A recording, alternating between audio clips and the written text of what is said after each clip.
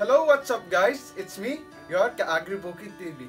So for today's video, mga Ka-Agribukid, ang gagawin natin is papakita ko sa inyo yung bago nating gawang DIY na pinaggagatasan ng kambing, mga Ka-Agribukid. Etong pinaggagatasan kambing, eto siya tingnan nyo. Ayan, eto ginawa lang namin ng tatay ko, mga Ka-Agribukid. So ngayon, susubukan namin kung effective nga itong DIY na pinaggagatasan. Ngayon mga Ka-Agribukid, hindi pa tapos ito kasi hindi pa napintura, hindi pa nabigyan ng sahig, tapos noon hindi pa nabigyan ng supposed to be timba dito para kapag ginagatasan sila is kumakain sila ng pellet or yung dairy na feeds na pangkambing. So hindi pa ito tapos mga Ka-Agribukid. Tapos ito din so galang to. Sinubukan lang namin ito mga Ka-Agribukid dito sa kambing namin na nakunan. Since malaki yung kanyang gatas, tapos walang dumedede sa kanya, ang gagawin natin is gagatasan natin siya. Para susubukan natin itong ginawa nating DIY na panggatas sa kambing. So far so good naman mga Ka-Agribukid. Tignan nyo naman, lapit kayo dito. Ito palang ginawa natin is 3 feet by 3 feet yung haba niya mga Ka-Agribukid, tapos noon yung lapad niya is 2 feet. Tapos noon ito yung kanyang pinaglalak ng kanyang ulo mga Ka-Agribukid. Tingnan nyo. Ito. Dalawa ito mga Ka-Agribukid, no? Ito, kunwari ito yung pinakauna. Dito yung sa mga maliliit na kambing. Kunwari yung dumulaga, ganon. At yung mga maliliit. Tapos noon dito sa pangalawang butas, adjustable naman to, numaalis. Yung pangalawang butas naman doon sa mga malalaking, doon sa malalaki natin hinayin mga Ka-Agribukid. So, ang purpose pala nito mga Ka-Agribukid, hindi lang pala sa ginawa natin to para makagatas tayo ng mga kambing, dahil in demand na rin yung gatas ng kambing, binibenta ito sa mga nagke-kennel, yung mga puppies. Tapos noon, meron na rin, uso na rin kasi yung inaalagaan na bottle feed. Kaya, in demand na rin yung gatas ng kambing.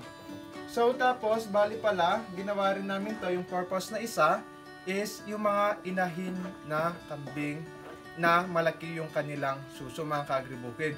Yung hindi pantay, yung isang suso nila nadedede, yung pangalawang suso hindi nadedede yung mga Ka-Agribukid, lalo na sa mga inahin nating malakas gumatas. Kaya ang ginawa ko is gumawa ko ng DIY ng pinaggagatasan para kahit na mag-isa lang yung caretaker natin, hindi nahihirapan na hawakan yung kambing kapag ginagatasan yung malaking part ng suso ng kambing. So, ang isa pa is yung mga dumulagang kambing natin mga Ka-Agribukid. Ginawa ko ito para alam niyo naman na yung mga dumulagang kambing minsan hindi nagpapadali yan mga Ka-Agribukid. Kaya minsan kailangan mo silang hawakan para magpadali sila. O kaya naman hindi sila talaga nagpapasuso. Ayaw nilang akuin yung kanilang kambing na bisiro. Kasi nga nagka-phobia sila sa panganganak nila mga Ka-Agribukid. Kaya hindi sila nagpapadede ng mga bisiro. Ito rin pala yung purpose ng mga Ka-Agribukid, kaya ginawa natin siya. Kasi hindi natin ito, pag nanganak na kasi mga kambing natin, hindi na natin binabantayan yung caretaker natin dahil bumababa tayo sa bahay. Kaya since wala siyang kasama, ginawa ko nga to para, ayan tignan nyo, pwede siyang gatasan kahit walang humahawak. Ayan hindi siya magalaw mga Ka-Agribukid, tapos hindi rin siya lumalabas doon kasi adjustable naman to. So ngayon mga Ka-Agribukid, papakita ko sa inyo kung paano ito gumagana. Ngayon maggagatasan natin tong nakunan natin mga kambing. So maghuhugas muna tayo ng kamay. Hugas muna tayo. Gusto pang minom. Tapos since wala pa tayong cloth, ganito na lang gagawin natin. Linisin ito ang kanyang suso mga Ka-Agribukid. Hindi man siya gumagalaw. Kasi nakalock to mga Ka-Agribukid. Ito yung lock niya dito para hindi siya magganon-ganon. Tapos naman yung dito sa sa tiyan niya para hindi siya umupo lalo. Tapos yun pala itong purpose nito, pag may dito, may sahig na, hanggang dito yon, yung paa niya sa likod, itatali natin para hindi magalaw mga Ka-Agribukid.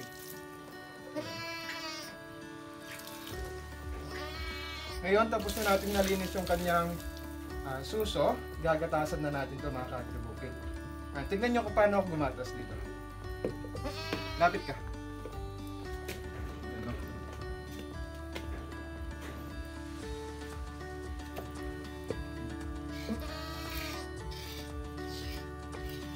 Diba ang lakas niyang ang lakas ng gatas niya. Tignan nyo, hindi man siya magulo. Hindi siya magulo. Hindi siya nagkukulimpasag. Stable lang yan, no?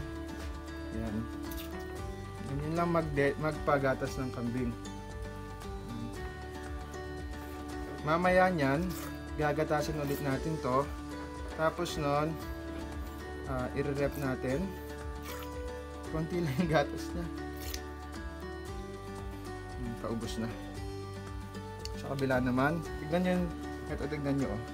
Ganito kalaki kanina, ngayon ganyan na. So, gatas lang ng gatas.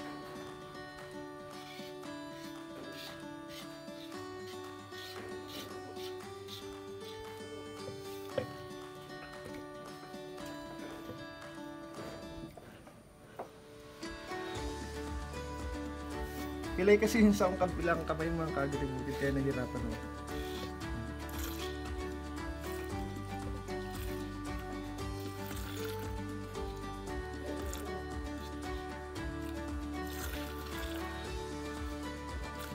Makakatulong ito mga kagribukid sa mga inahin natin 3 imbis 0, ganon. Yan din pala yung purpose nito. Katulad dito, namatay yung anak niya. Siyempre hindi na natin mapapakinabangan yung kanyang gatas. Kaya inimbento namin itong DIY na pinagkukuhanan ng gatas para sa mga 3 imbisero niya. Kasi nga 2 lang yung daddy ng kambing, yung isa mababansot panigurado doon. Kaya inimbento natin to mga kagribukid.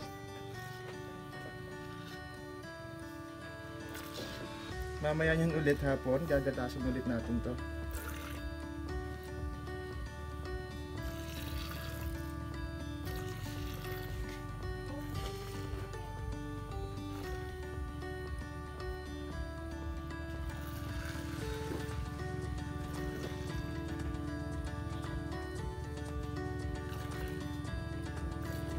So ito yung nakuha natin mga kagribukid.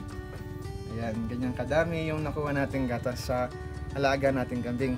Mamaya sasalaan natin ito ng malinis na tela, puti, tapos nun ipiprisa na natin to. Para dun sa nag-order sa atin ng gatas ng kambing, is ma-preserve pa ito. Tignan nyo, ito na yung kanyang dede. Wala nang gatas. Meron pa ito, konti na lang.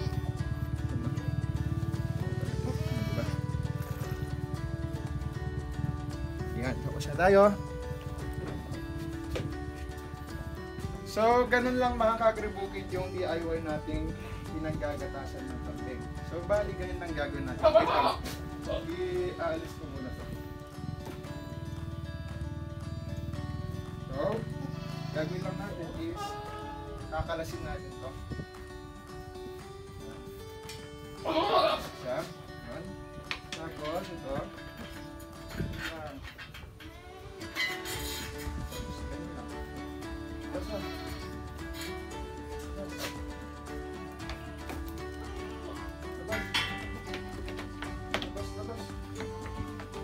So yun tapos na. Yung kagribukid. Ganun lang kasimple yung ginawa nating DIY na pinaggagatasan ng